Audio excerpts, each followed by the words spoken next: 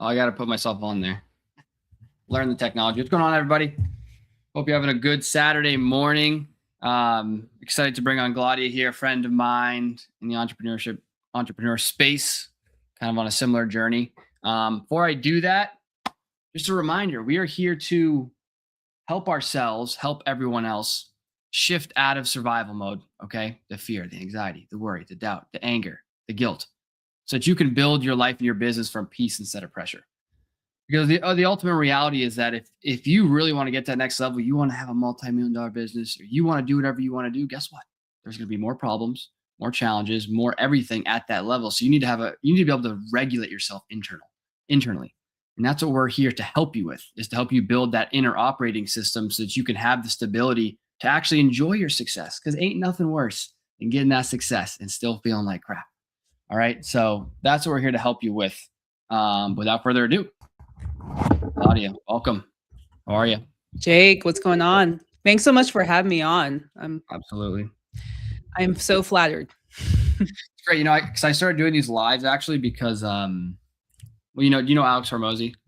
Oh yeah. It's funny. I have his book right here next to me. Which one? The latest one, the $100 million models. Yeah, money models. I got it too. I was reading it last night.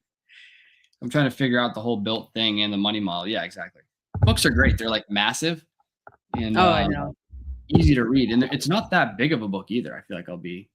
No, and he's so great at breaking down like complex down to like elementary. And I think like he's such a great communicator. He's definitely somebody I look up to in terms of like how to communicate, how to actually sell yourself, and like what's behind what you have going on and stuff like that. So me too. I'm doing we're all doing the same thing here, but he's great. He has a he's great at that. I mean, what do they say? I mean, you don't understand something unless you can explain it to a 10-year-old is the bottom line. I think he does a good job of that. 100%. And it's funny, I used to work with kids, and you have to break things down so that they understand. I worked with elementary kids specifically a few years back. You did? 5 to 10 years old kids. And yeah, they don't understand it unless you like break it down. So if it taught me how to, and it's not necessarily I was teaching them complex things, but this is where it starts, right? On like, okay, how to let's set up the day. Let's set up the curriculum for the day. This is what you have to do. And that has honestly helped me out a lot when I transitioned to tech and then real estate as well, because adults like to be kind of spoken to, when you break things down, I think it makes it a lot easier to connect with people too. 100%. You confuse, you lose. I like that. You confuse, you lose. It's easier. I think maybe subconsciously sometimes we try to make it sound complicated so we can sound smart, but it doesn't get that too. That's another story. But I have a love-hate relationship with Hormozy because he has a lot of good information, but I feel like he's just the king of like, you just got to grind harder and push and force and pressure. I'm just like, that's not it though. Like, yes, right. You do have to do work. You do have to do the things. And I totally get it. And he's obviously crushing it. But I feel like he's the definition of just like struggling. Everyone just thinks they have to strain harder to do it and just have this miserable life for 10 years while they build the business they want to build. I just don't think it's the way. I think a lot of people realize it's not the way. Like that start in the beginning, like, for myself, I was like, I just got to a point where I was like, this is miserable. I would rather just not do the business altogether than continue to operate like this. And that's when I made the choice. I was like, I'm just going to stop being like this. Now, obviously, over time, but talk about your kind of realizations of the last like year and a half. You said you were kind of on a similar path there. Yeah, it's so funny because I talk about Alex Hormozy all the time, and it's you kind of flip a coin. I think there come seasons where you do have to do that, but I think it's how you approach it. Everyone's different, and I think some people really embrace that grind. Let's do it, and they love it. I'm with you on that. I do not. I'm not about that. I don't love having to struggle or feel like I have to kill myself to get to that. And so a little bit about my entrepreneurial journey. I mentioned a little bit, I was in education for a bit, and it wasn't really until after COVID that I was like, you know what, There has to be more than this. I'm built different. Like, I feel like I'm capable of so much more than working at a 9 to 5. Started listening to podcasts, and that's how I got into wholesaling while I was working a 9 to 5 at a tech gig. I have a lot of product development experience, and most of my wholesaling experience was like I was working a real job. So it was very part-time. So it Yeah. wasn't until 2024 where I was sick of it. I had been laid off from one of my jobs. I got into tech sales because I was like, oh, let me jump into this sales environment at a corporate company. I hated it. It was in office. The money was I can good. imagine. I'll never be in that environment, so I'll never know. But Oh my God, like full of like those bros, like sales bros. Like, yeah, what really killed me was being in the office and people are like wrapping up their day. It's like literally a 9 to 5. People are staring at the clock, waiting for 5 to hit to get up mm. out of their chairs. And I was like, I'm in the rat race. I'm like, I said They're something just I said I would never do.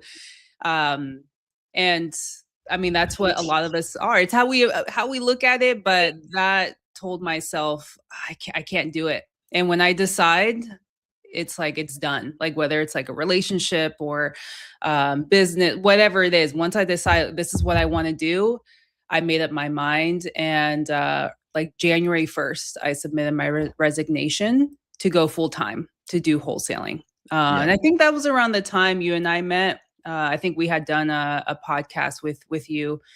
And that, So when we did that the podcast, it was like you're like part-time wholesaling basically, but still working in exactly. the job. Exactly. Yeah. I mean, we're still like closing deals, but I was like, okay, I know the blueprint, so to speak, but this also goes into kind of like what you have going on. Is I felt like I needed someone, like a partner or someone to like hold my hand in this Yeah. process and going full-time entrepreneurship. So I was working with a business partner then, and I thought I needed that. I didn't believe in myself that I could do it. I could take Yeah. this whole thing.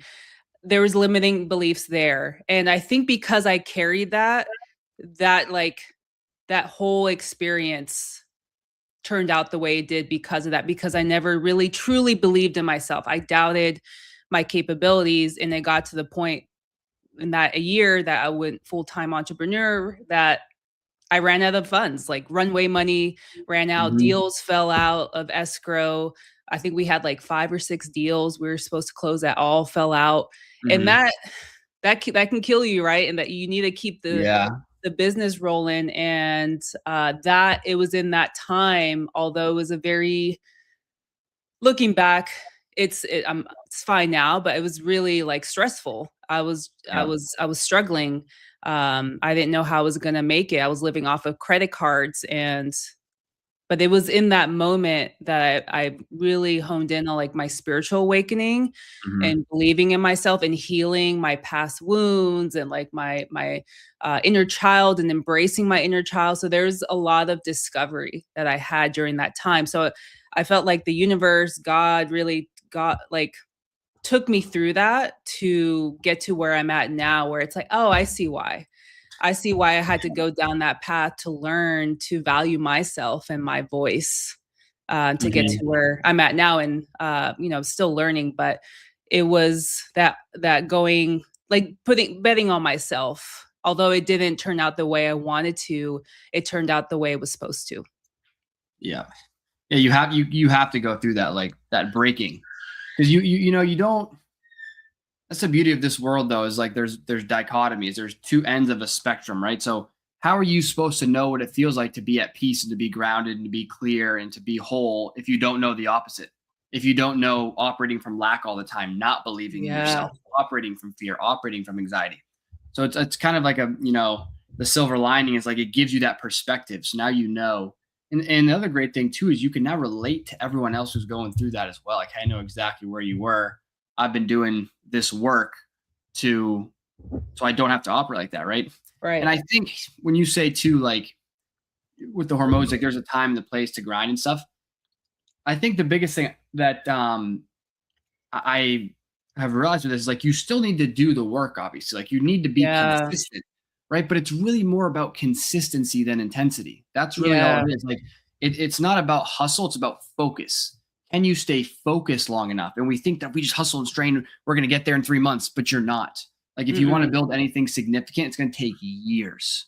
Okay. Right. Years, 2, 3, 4, 5 years, 7 years, 8 years, 10 years, whatever it is. So there's no way that you are going to make it without burning out or without imploding or self-sabotaging if you are not grounded and you don't know how to deal with situations. You don't know how to deal with your emotions and understand that you are not your emotions and that you can just observe those things and let them go. You don't understand you're not your negative thoughts, right? They're not necessarily true just because you thought them, right? You can observe them and let them go. So learning to regulate, I think, is massive, and not operating in like this fight or flight state all the time. Survival All mode. entrepreneurs are in that survival mode because that's how we learn, right? And it's justified. Like I get it because in the beginning, well, first of all, no one teaches you this stuff. That's the first thing. No one taught you this stuff in high school or college. No one's telling you how to, and it's like the most foundational stuff of all time. Right. But yeah, operating from survival mode. The thing is, when you don't operate from survival mode, right? So this is my thing. It's like still do all the work. You still have to show up every single day and be incredibly consistent.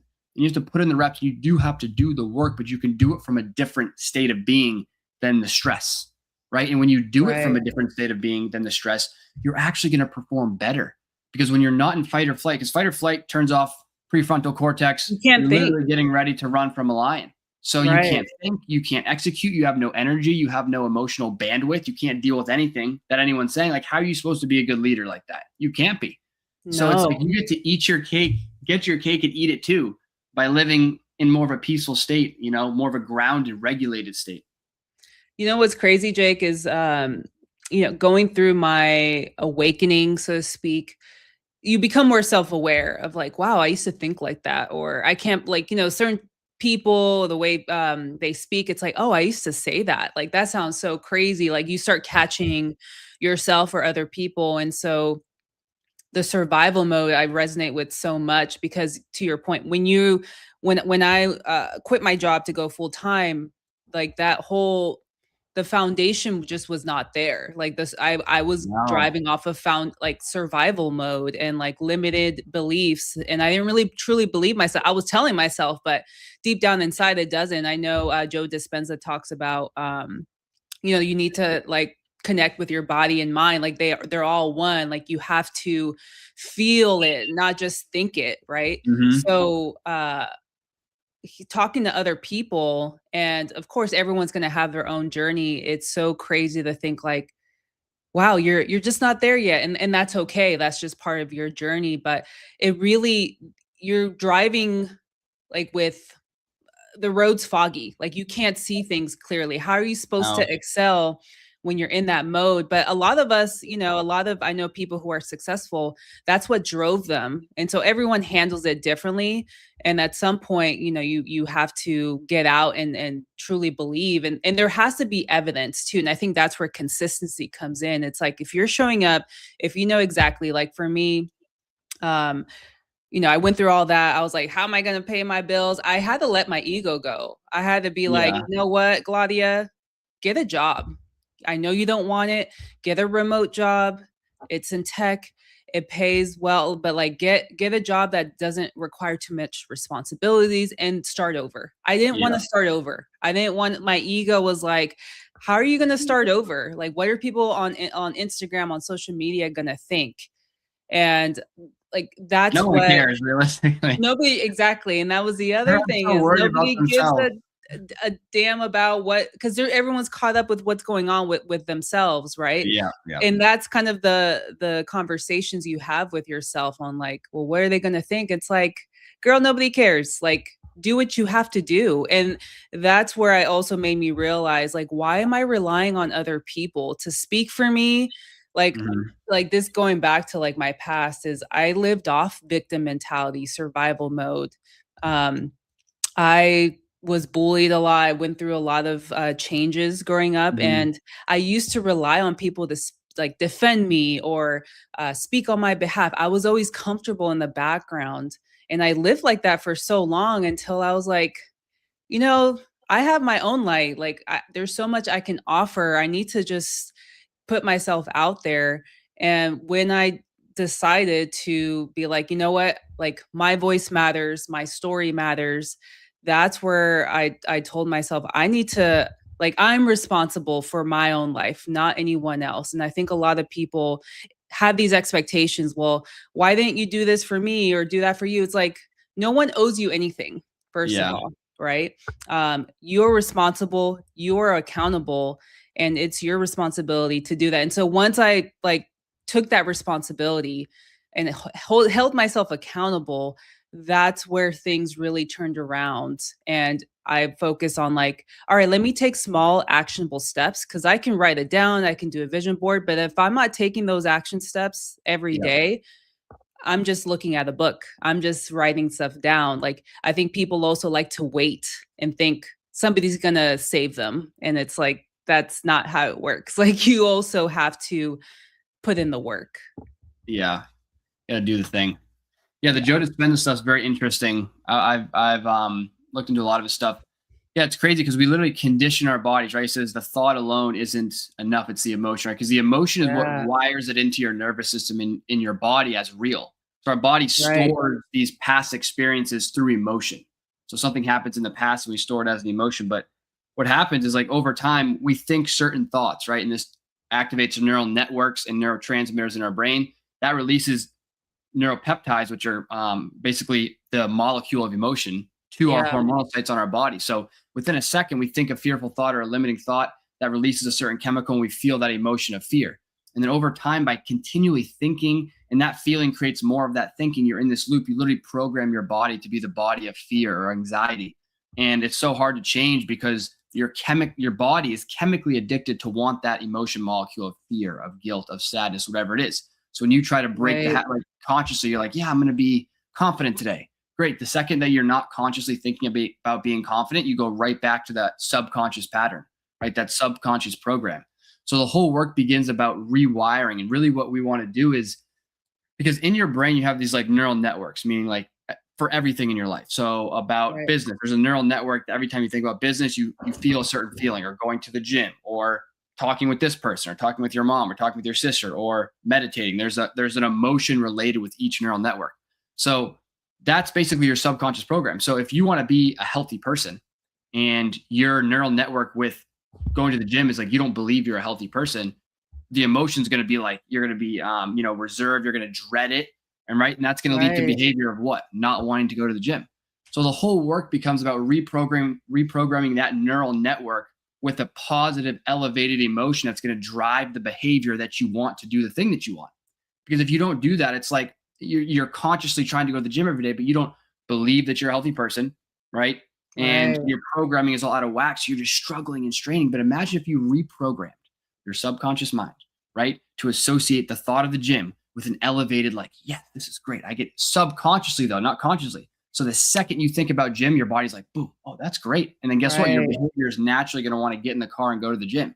So that's that whole, like, Joe Dispenza has that book, Breaking the Habit of Being Yourself, but that's what it's about. So good. So good. And he talks about using meditation as a tool because you want to basically get below, your analytical mind, because your analytical mind is what like sabotages that idea. So if you can slow your brainwave states down enough to get out of the analytical mind and be more relaxed, you can really visualize going to the gym and being happy about it. And over time you reprogram, but it takes time. And people are like, people want solutions now. Don't tell that to the influencers. That's like instant gratification. To your point, like, people want to be successful. Build this Amazon storefront and you'll be a millionaire. And people are dying to be successful and like millionaires, but people aren't willing to put in the work because I think you said earlier, we're not taught how to go through this journey. You kind of have to figure it out, or you hire mentors or, coaches like yourself too, right? To like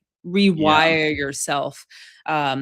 So it's so funny to me because I used to kind of think like that when I first got started. Like, okay, people talk about how bad it is. Like, okay, but I have this cushy job. I'm doing That's what this. But everyone does. when you're in it, and it's uncomfortable, it's like, oh my God, it's like you're all of these feelings, the energies you talk about, like surface that you didn't even think about. And I think that's where you really have to put in the work, and it's work. I mean, even now to this point, I consider myself, self-aware of everything, but we still make mistakes. There's still those Yeah. times, but I know when, like, say those thoughts come, or of like, why are you doing this? Or you're not worthy, or to some extent, it's never like super negative. I'm like, that's an old thought. It doesn't belong to me anymore. But hey, what's up? Like, you recognize, like, all right, you're present, but you no longer belong to me. It's like having that discipline to Hmm. ignore, what the old thoughts patterns that you did have, and really embracing the new ones. Yeah.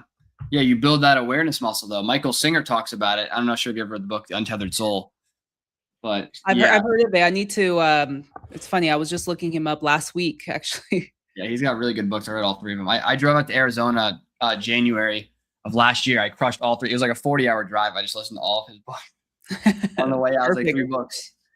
But yeah, he calls it witness consciousness, but that's your awareness. Like, people need to understand that you are not your thoughts or emotions. What do I mean by that? Like, how do you know that you're observing that you're anger? Who is that? Who is the being or the awareness that's observing you feeling anger? Right? Because if Mm, you were the anger, you wouldn't be able to self-identify as that, right? So it's right. it's it's creating that separation. And when you create that separation, you understand that thoughts are just objects to your consciousness, just like a pair of glasses or like anything is. They're just kind of coming into your field. Instead of getting wrapped up in them and being like, this is my truth, you can identify it and you can let it go. Right? It's almost like Yeah. your thoughts and emotions are like this. So let's say your thoughts, think about a stage, right? Your Mhm. thoughts are like the people, the emotions, like the lights, the camera, all this stuff. And your awareness is just like sitting in the audience. It's like Yeah. super peaceful. It's just like, it could be chaos on the stage, right? Maybe the play is just some like murder scene and whatever it is, and the lights and everything's going crazy. That's your thoughts and emotions. But your awareness is just sitting back there watching it. Wow, this is crazy, right? But then that gives you that space. And when you create that space, like physiologically, it really diffuses that emotional charge. You don't get as wrapped up in it because you do create that awareness. Viktor Frankl Right. said in A Man's Search for Meaning, he's the guy who he was in a Nazi prison camp. He was a Jewish guy, and he survived. But his biggest thing was that there's a space between stimulus and response. Meaning, Mm. stimulus, thought comes in, emotion. There's that space, and that's what allows you to respond instead of reacting, getting caught up. Yeah. Oh, that's I love that. I think one of my, like, journey with emotions, handling emotions, I used to suppress, because Oh I used yeah. to suppress my emotions. I used to suppress my anger, because you know why? I used to be known as the strong one, the calm one, the chill one. I am growing up, and that also goes to, I think you were talking about earlier. It's healing your past, uh, emotions from your past, like, stay, like, that energy stays with you. And Yeah. there's a lot of habits that I sort of came about because of, like, the way I grew up, where I had to be the strong one. That was my way to survive through what was, like, I had a pretty good childhood, but there were some parts where it was a little bit difficult, and I had to grow up a little fast. And so I naturally created this shield, and that shielded a lot of people, and I held on to that for the longest time. So I was never really angry, or I never got frustrated in front of others. um, Yep. and but there was a time where I couldn't do it. I couldn't hold it anymore, and I, like, not like lashed out, but I just wanted to scream. And that's where I was like, I need to go figure this out. Like, how do I release in, like, a calm way? So I that was kind of also the start of just learning more about me, of, like, how do I heal through these, like, because I think there's a book called The Body Keeps the Score, and I forgot who the author is, but it That's like just talks Bessel about, van Kolk or something. yeah, Bessel van der Kolk. Bessel van der Kolk. That's what it is. yeah, yeah, yeah. She talks The strangest about, man of all time. yeah, they talk about, yeah, how we're born and we go through life and we hold on to this energy, and that energy gets stuck. And if you follow Dr. Joe Dispenza, who we've talked Yeah. about, stuck energy is never good. Like, you need to release it out. And so now, I mean, I'm getting better at it, at communicating when something, frustrates me, or maybe someone spoke to me. And this also ties into people pleasing. I was Mhm. very much, I like to say I'm a recovering people pleaser, Yeah. because I used to Great. just, yeah, yes, ma'am, no, no, sir. Or I wanted to be the good kid. And that also tied into like my childhood. So a lot of that suppression of emotions comes out later in your life. And so you really need to confront those emotions head on and feel them out. And it's okay to feel that way, but Yes. like, learn to like release it and being like, this is not me. Like, it's okay to feel this way. Like, sometimes like just crying it out works, or just going for a walk, or whatever it is. So that has helped me a lot with like, especially now, entrepreneurship, as I'm balancing. Now I'm really building my commercial real estate business, and I still have a 9 to 5. So there's days where I'm like really overwhelmed or stressed out, or there's just a lot on my plate. So I just know to just release and being like, hey, how grateful am I? And that's another thing I want to talk about too, is like, gratitude is such a big um component to my spiritual awakening too, is being more not that I wasn't grateful before, but tying that into um the spiritual component of abundance. And anytime I want to maybe complain, it's being like, yeah, but someone always has it worse. And that always kind of Yeah. brings me back to like, hey, it's going to be okay. Like, my self-talk to myself. Yeah, it's great. It's great. Look at you. That's awesome. I just love seeing people realize this stuff because it's so powerful. That's why I'm so passionate about it, because I know everyone's dealing with this stuff and no one wants to talk about it because they Nope. don't want to feel soft, or they don't want to do this, or they don't want to do that. I'm like, listen, They hey, don't they know what they don't know, Jake. I well, think. they don't know, but it's like, I guess they don't know there's a different way or a better way. But yeah, so it's interesting Right. you talk about this stored energies, right? Mm.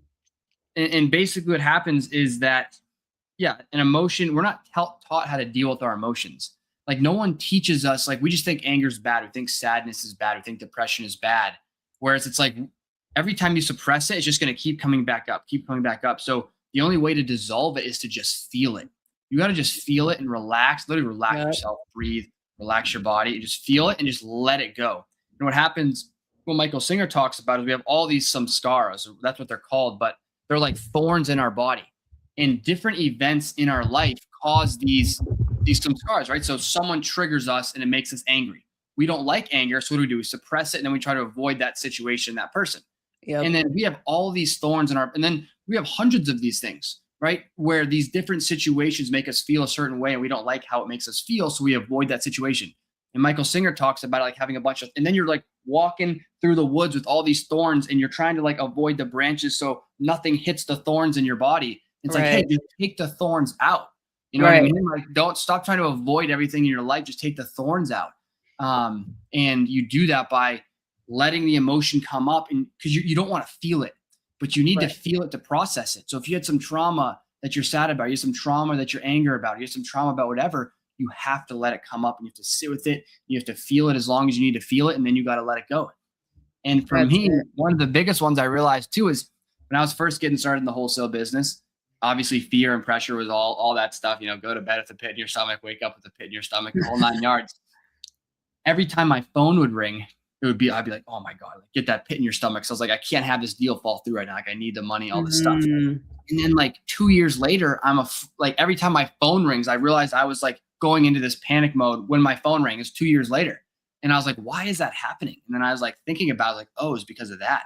It's because right. So then I became aware of it. Yep. Right. And so now every time my phone rang, I would feel that feeling. I'd literally just feel it. And I'd let it be like, okay, great. That's fine. But like, it's just a phone. It's ringing. Right. I'm gonna pick it up and it's fine. And I also changed my ringtone and stuff. But I was just like, so now I've moved past that. Now I'm not afraid to answer my phone. So it's a Right. big day in my life It's now. baby steps.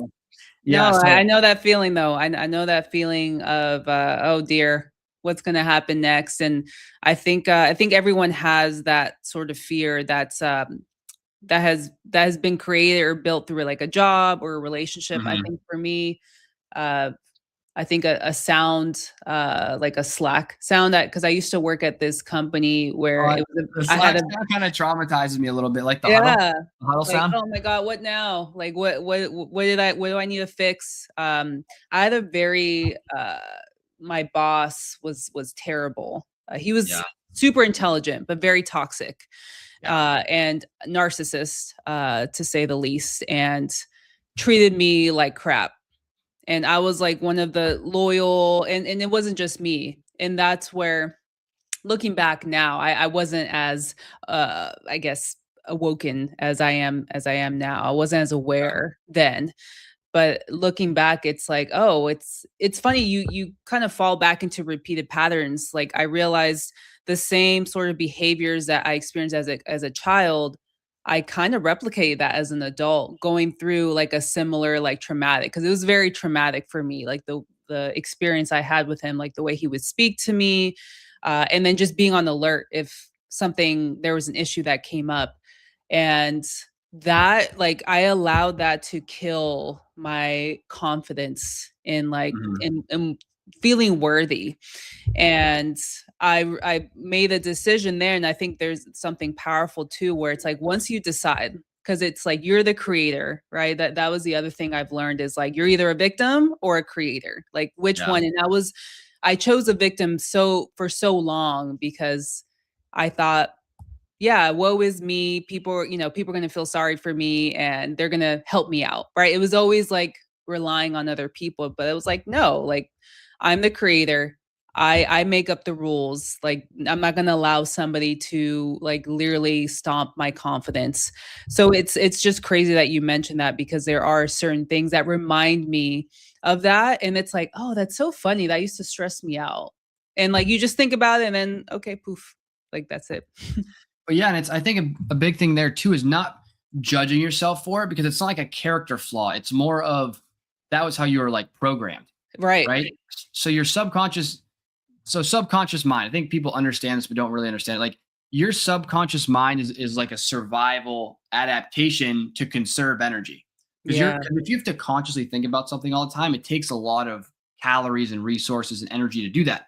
So your body is trying to automate things as quickly as humanly possible to support you, so that you don't have to do it as much. So Right. whatever you've been doing, like if you have been, uh, hiding behind people or letting people step up for you, if that was the easiest thing to do, your body automated that as your natural response to Yeah. chaotic situations. So before your conscious mind can even jump in to do something, your body's already reacting in that way. And if you're not aware of that loop, your subconscious mind just runs your life. And that's why consciously you could be like, why am I like this? You're getting mad at yourself. Then you're like, I'm going to change. But if that program is still just set to do that by default, it's like fighting an uphill battle. And that's why everyone talks about reprogramming your subconscious mind so that these things can work in alignment with you. Because imagine if your subconscious mind in that situation defaulted to like confidence, like I got this. It would be so easy to Right. act, you Or being know? like, I'm done. You don't value me, I'm out. Yeah, and that's the natural what you believe. So Right. that's why it's just so powerful. That just hit me like, because as I'm building like the Built for Impact, so Built is like an acronym, right? And it's break Right. limiting beliefs, upgrade your operating system, imagine your future, let go of the past, transcend into your new self. I'm like, I'm going through the modules, I'm refining them, I'm building the curriculum, I'm doing all the things. And it's really just helping me understand it at such a deep level, like even deeper than I already knew it. Right. So it's been a great process. Um, Yeah, I love that, because when I think when you shared it with me, I was like, "Oh, that's so funny," because it's very similar to sort of the path, and like the language, so to speak, of like letting go it is breaking those limiting beliefs that mhm. are there. It like it there you you think of yourself like we are kind of like a hardware, right? Like the hard Yeah. reset. I'm talking about like my this 30-day challenge I'm doing. It's a healthy challenge of alternate fasting. The way I'm looking at it is like the days I'm fasting, it's like a reset that I'm doing for my body to like just detox and flush Mhm. out. And sometimes we have to do that, but it doesn't happen all at once, right? It comes Yeah. and goes because maybe there are some aspects of your subconscious that just are deep, like ingrained, and you just haven't gone far enough to for it to hit you like, oh, like this is To be aware about it. be aware about it, like because there's going to be stuff at the surface that are easy to like grasp and understand and work Yeah. through, but this is what it is. It's like I think people like to be like, well, am I going to be fixed? It's like what does that even mean to be like fixed or to be completely like no problems or whatever. I think life is about like the ups and downs. It's about figuring yourself out and Yeah. learning about yourself. Like you're never gonna be healed. I think there's always things that you're going to come across and learn about yourself, and you're going to be challenged. And I'm going to California. I live in Florida. I'm going to California to visit family, and people always say like, "Oh, you think you're healed? Like, go visit your family for a couple days and come back." Like, and it's so funny because when I go to visit family and visit like old stomping grounds, like there is a physical reaction of like Yeah. because that was the old me, and in a way, like to your point, the subconscious shows up and it's like, whoa, I haven't felt Just these feelings in remembering so those long. old patterns. It's like, oh, we're back in California. Let's act like this now, or whatever it is. Yeah. Yeah. So it's it'll be interesting. I'm a lot more aware now going back. I haven't been to the Bay Area specifically in like a while. So I'm really embracing like this experience, but I'm also letting myself know like, hey, it's okay if you feel this way. Like Yeah, it's no, been it's a good. while. Right. So Good. it's Like you so want funny. to feel it. I think you want to feel it. You should go back and feel it and be with it because that's how it's going to dissolve it.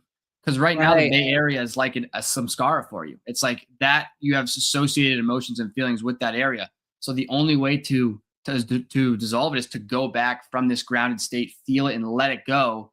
Otherwise, you always have that blockage. It's like you always kind of don't want to go back there.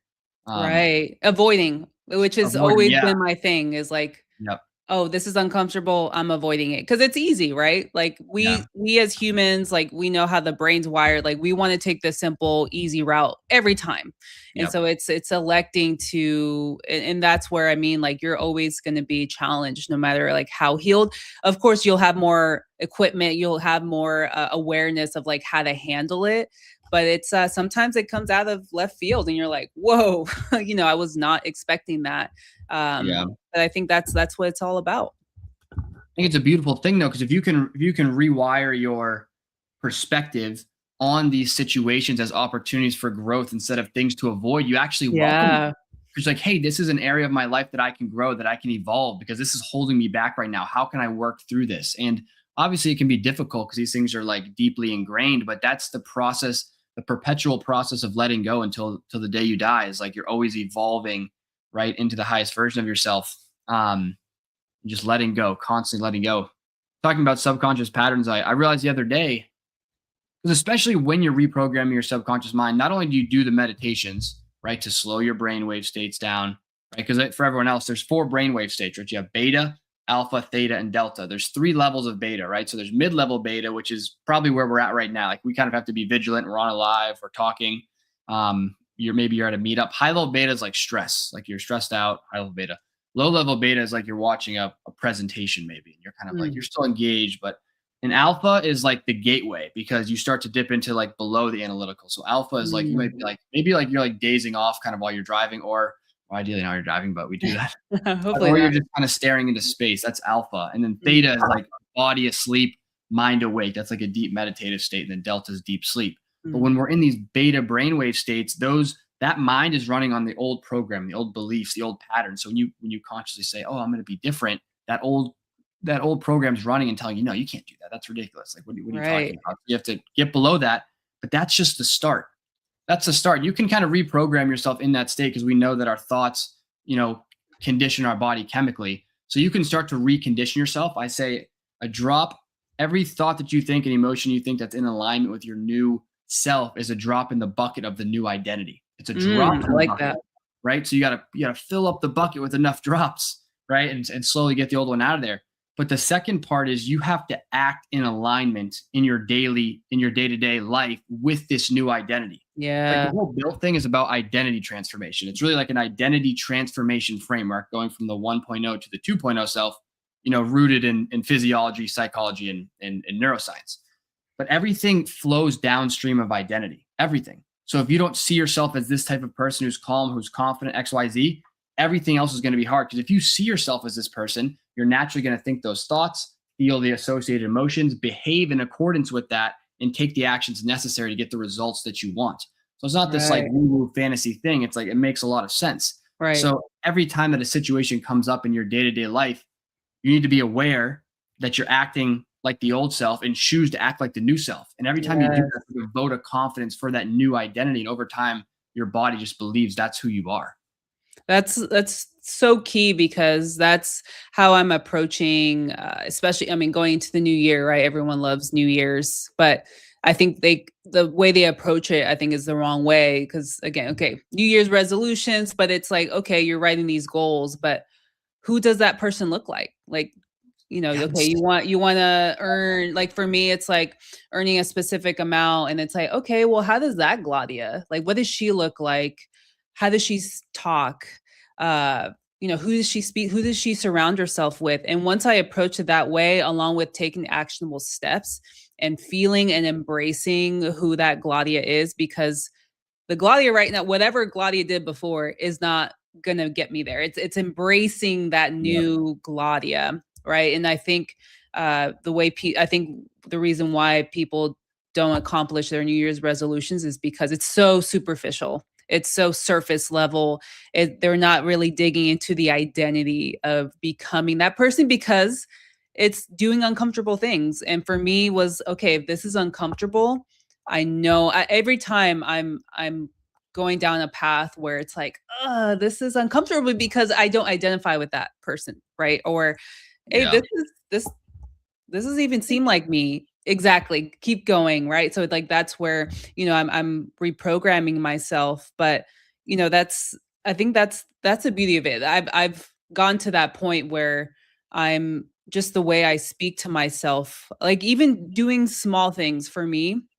I was watching a interview with the Williams sisters, Serena and Venus, Oh yeah. and I love their story and like how their dad used to speak to them, like was big on like affirmations and just believing in them, instilling you can do anything, right? And one of the things that she mentioned is that she does every day is like every night before I go to bed, I say, tomorrow's going to be a great day. Something great is going to happen tomorrow. And then when she wakes up, something great's going to happen today. And it doesn't have to be, I'm going to close a, $40 million deal, but it can be, hey, I found a $5 bill, or I found a parking spot, like woohoo. And that's like ties into gratitude too. Yes. I'm really big on that, is finding the little things that to be grateful for. My animals, this weather in Florida in January, like living here, right?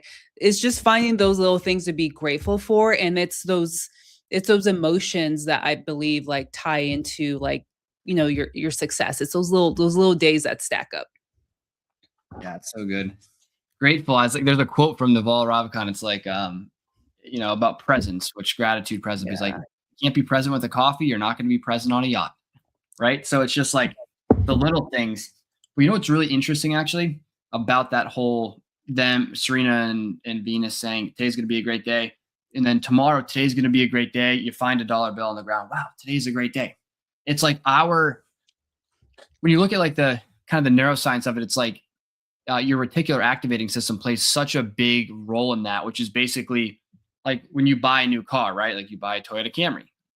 That Camry's always existed on the roads, but now that it's in your field of awareness, you start seeing Yeah. Camrys everywhere, right? Or Yes. you buy a new hat. I bought, a couple years ago, I love the melon hats, and I start seeing everyone at the gym wearing a melon hat. Do you think everyone just magically bought a melon hat when I bought one? No, everyone had been wearing them, but that's what was in my field of awareness. So the same thing happens with our thoughts and our goals and our emotions, right? Whenever we wake up and say, hey, today's going to be a tough day, guess what? Your brain, if that's what you think, is going to filter for every piece of data and evidence that it can in your environment to Right. support your belief that today's going to be Confirm a tough that, day. validate that. Yeah, exactly. I used to Okay, do that with real estate. When I got yes, into real estate, it's like, oh, wholesaling.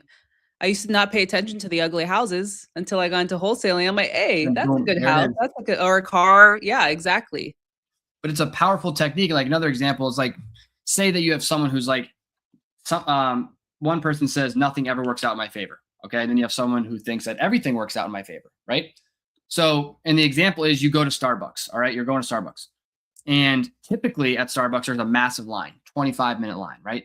You drive up, there's no line in the Starbucks. You drive right through, you get your coffee. But what do? They put an extra cream in your coffee. If your baseline state is nothing ever works out in my favor, guess what you're going to focus on? You're not going to focus on the fact that you didn't have to wait 20 minutes in the line. You're going to Right. focus on the fact that they put an extra cream in your coffee. And the vice versa is true as well. So when we're waking up, what do we want to be aware of? What do we want our brain to help us filter for? Success or failure, right? Mm, Energy or like opportunity or scarcity. So that's why that's so that's so powerful powerful. for Venus and Serena to be like, hey, today's going to be a great day. If they truly believe that, their brain's going to show them everything possible. And then it's like a self-perpetuating spiral up instead of down, because the problem too is like when you believe that, hey, my day's going to be tough, and then your environment gives it to you, it just reinforces the belief. And you're like, oh, I knew it. I knew today was going to be tough. And then you're just screwed at that point. And it works the opposite when something good happens. Like I Yeah. literally started maybe saying that this past week because here and there, I mean, I was like positive, but I was like, okay, I'm gonna be intentional, saying it every Mhm. night, every morning, and I mean, of course, I built up the pipeline from the year before going into like the new year, but all these opportunities are showing up now, and on like the real estate side, got offers, got valuations lined up, and it's that validation, it's the evidence too, where it's like, yeah, of course it works, like, and you keep doing it too. But I think the other, key thing is your environment too, because I know a Mhm. lot of people that are that glass, uh, what is it? Not glass half full, but, or who think negative, right? And Glass half it's empty. half empty. And you have to be really conscious of who you surround yourself with too, because you don't want to be the, positive glass half full kind of person and you're surrounded by glass half empty people or people that always think like, oh, today's a terrible day. And before I used to tolerate people like that. But once I became more self-aware, I was like, bye. You have to Yeah. protect your energy. You have to protect uh your goals or the life that you want. If your future self, would she hang out with people like that speak negative about their life, about their family members? Like most likely not. So it's, you have to protect your energy. I think that's the most important thing. And sometimes that can be family, unfortunately. So it's like, you have to be aware of, like, if you feel like you're stuck and you're like, but I feel like I'm doing the right things, like maybe it's your environment. So that, like, that was another big moment for me on like protecting. I'm not avoiding, but I'm protecting my energy because I want to be on at this vibration, at this frequency, and these Mhm. people are dragging me down. So I think that's another thing is people care too much about, maybe the past. Oh, well, we're always best friends, or they were there for me, but it's like, were they really? There's these stories that we come up with in our head, and once I made that realization, it's like, I'll keep my circle small because I know I trust this group. They're on the same frequency as I am. Yeah. Boundaries. Really all it is. Boundaries. Like it's not like you have to eliminate these people. Even if they are No. friends, like because I still have old friends, I just don't hang out with them as much, you know? It's Right, like I'm right. just like I'll see them every once in a while, and when I do, I'm kind of like, yeah, this is why I don't really hang out with these people. But Right. yeah, it's just like you just don't hang out with them as much because you're not talking about the things you want to talk about. And once you are aware of your own thoughts and emotions, like you notice it so freaking So much in quick. other people. You're just like, oh my gosh, like how negative is that person? Like I was playing pickleball this morning. I noticed it all the time. I'm like, bad self-talk, bad self-talk, bad self-talk. They're like, My oh, gosh. John, you idiot. I'm like, dude, what are you saying? You have to stop I have saying that. You coworker I can't- have coworkers, I'm in meetings and they're like, "I'm an idiot," when they catch something. I'm like, "No, you're not. Can you not? Can you be nice to yourself?" Like, Yeah, sometimes when somebody says something to me, I'm like, be nice to yourself, because what you speak, what you say about yourself, like, matters. Like, it comes yeah, true, and it's it's sometimes like okay, yeah, not gonna hang out with you. But yeah, you become a lot more self-aware. It's crazy. It's again what you were talking about. It's like once you're more self-aware, you start noticing these type of things. It's really just a muscle. Like awareness is a muscle. Like you develop it, the ability to understand you are the awareness observing everything. You're in Yeah. the audience and the stage is your life. You got the characters, you got the lights, the sound, and it's going crazy out there. All right. But you're just sitting in the audience with a cup of tea, watching the whole thing. And if you can just look at life like that and just it's not about not, you know, slipping into the old patterns and not falling off the horse. It's like how quickly can you recognize it? That's really the true like measure of success or true barometer. It's not like did I like, oh, this whole week I didn't, mess up, because that's never going to happen. It's like Right, how right. quickly can you recognize that you're operating as the old self, and then how quickly can you regulate yourself back to the baseline that you want to be at? And you're Right. just constantly trying to make that quicker.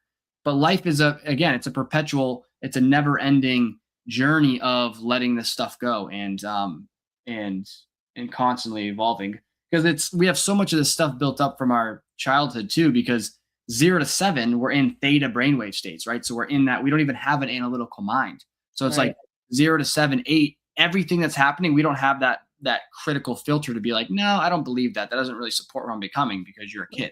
So Right. then you just go into adulthood and you have all these beliefs. So once you become aware, it's like a few years of just like unwinding all that crap that you've had from your childhood just to try to get back to a decent baseline. Right. And I think it's funny because I don't know if it's like this generation, but I think it obviously is probably your environment and your parents. But I've noticed, I remember when I used to work with some kids that were very self-aware. I'm like, you must be an old soul or something. Like the way Yeah. they would speak, it's like, wow, like that's like really deep. But yeah, I agree. I think a lot of it takes time. A lot of it is not perfect. There's days, yeah, again, that maybe I'm a little hard on myself, but again, it's like I catch myself, and I think it's also like forgiveness. It's like, hey, it's okay. Like Yeah. and forgiving your past self too. Like, we were talking about like my old job, my old boss. It's like I can't just be like, "Oh, well what was I thinking?" It's like that was just part of my journey. And then, the famous Tony Robbins like quote is like life happens for you, not to you. Hmm. Also sticks with me is like, hey, everything in this life is happening for a reason, and this is just your journey, and some of it is ugly, and and I think it's like in that ugliness that you find the beauty. And I've really embraced the butterfly because it's how much the butterfly evolves and Hmm. changes.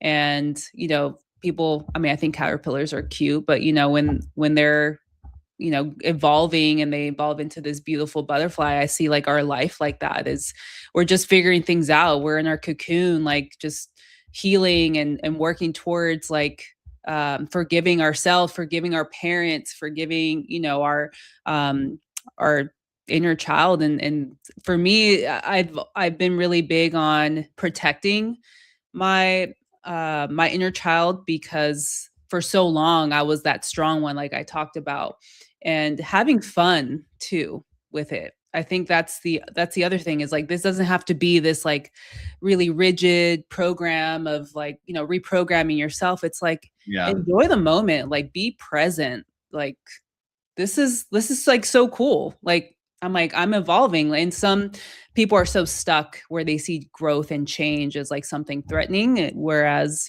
people like us that are more self-aware, we're like, wow, like who are we going to be in 10 years, 5 years, next year? Like I don't even Yeah. recognize myself from a year ago. So it's because we're constantly evolving and changing and learning, and it's I think it's awesome. Yeah. We gotta have more fun for More sure. fun. More Yeah. fun, more, uh, I don't know, I think a lot of, especially working with kids, it made me realize, like, I'm like, "Why did we stop, like, going to, maybe not being creepy, but going to playgrounds and, like, running around?" Like, there's so Yeah. many things, like, that we heal in our inner child, that we need to embrace more as adults. Yeah. 'Cause I guess that's probably what we're taught. Play is for kids, Yeah. it's kind of like a program, even though play is like, well, play can be anything. Play can be playing pickleball or doing something with people, some activity, just playing around, because you're more goofy, you're relaxed. I think it makes you more neuroplastic. Like I think you can like learn things and generate new brain cells. I don't know. But I heard one somewhere, so I'm gonna roll with it. Love that. Love that. Yeah. So I've just embracing play more. I've become a runner too, and like just embracing like being outdoors and like moving my body, and Yeah. yeah, just I think just embracing whatever comes to us. And millennials, I think they people joke a lot about how millennials are getting into all these type of different things, but um I think it's because it's in a way it's like we're healing our inner child. It's like for so long we've been Yeah. so rigid and like you're supposed to do this and this and this, and it's like we're sick of it. It's like no, we choose fun. Yeah. No, we do. We got to do it. Cool. Try to keep these at an hour. That's pretty solid. That was quick. That was easy. I Yeah, I know. love talking about this. I talk about it for forever. Oh yeah, you can go on for days with this. Jeez. So what's going on with Built Different though? Talk about that. Yeah, so Built Different is a podcast. It's sort of like a brand I'm creating. I've evolved too. It used to be Invest in Yourself. And then Built Different just kind of came up because I was just really reflecting on my journey. And I was like, yeah, you know what? Like Built Different just kept coming up. Built Different, Built Different. And I think I saw like other people's ideas, and when it clicked, it was like, yeah, like I think when you are on the path of like improving yourself and like really living towards like your best life and evolving, I think we're all built different. None of us are equal. None of us Yeah. are the same, and we all have our journey. We all have our different paths to get to, where we are today, and where we're striving to be. And so for me, Built Different is, yeah, like learning more on like the human connection with like entrepreneurship. And I am in commercial real estate. I made that transition back like late last year.